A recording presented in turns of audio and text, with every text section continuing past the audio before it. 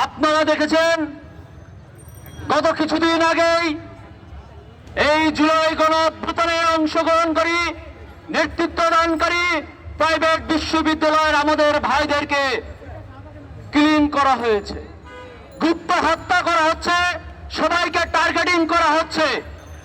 এখানে আজকে আমি দাঁড়িয়েছি আমার জীবনের নিরাপত্তা চেয়ে। আপনারা যারা উপদেষ্টায় বসে আছেন তারা তো দিব্যি প্রশাসনের প্রোটোকল নিচ্ছেন, কিন্তু আপনারা কি চিন্তা করেছেন যে আমরা যারা এই আন্দোলনে রাজপথে অংশগ্রহণ করেছি, নেতৃত্ব দিয়েছি, আমাদের কি হবে?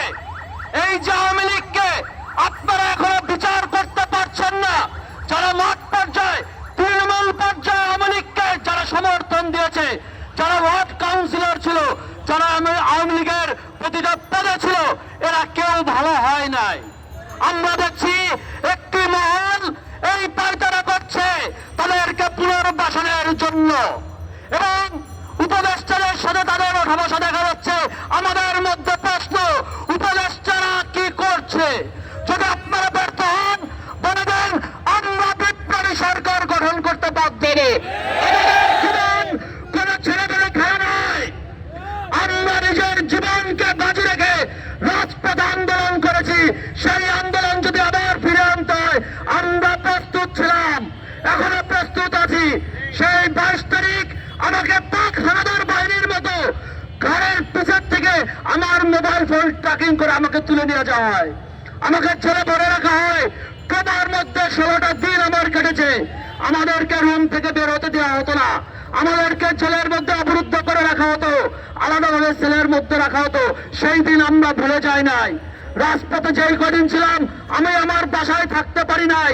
আওয়ামী লীগের দোসররা আমার বাসায় হুমকি দিয়েছিল এলাকায় যাতে আমাকে না দেখতে পারে।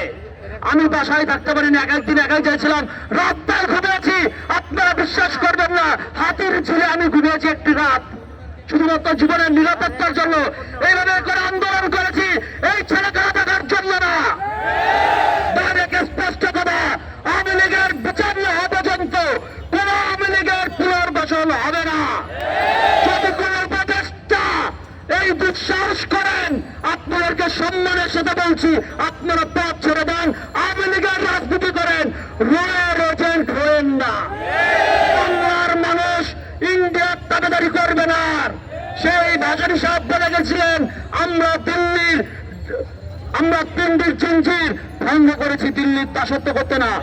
একই কথাই তরুণ প্রজন্ম বলছে, এই দিল্লি কখনো বাংলাদেশের ভালো চায় না। তো আমাদের স্পষ্ট কথা, আমাদের জীবন রক্ষার্থে যদি আর একবার রাজপথে নামতে হয়, আমরা নামতে প্রস্তুত আছি, কোনোভাবেই ছাড় দেওয়া হবে না। ধন্যবাদ সবাইকে। আগামী দিনের রাজপথ অংশগ্রহণের জন্য প্রস্তুত থাকার জন্য আহ্বান করে আজকের মতো এখানে শেষ করছি।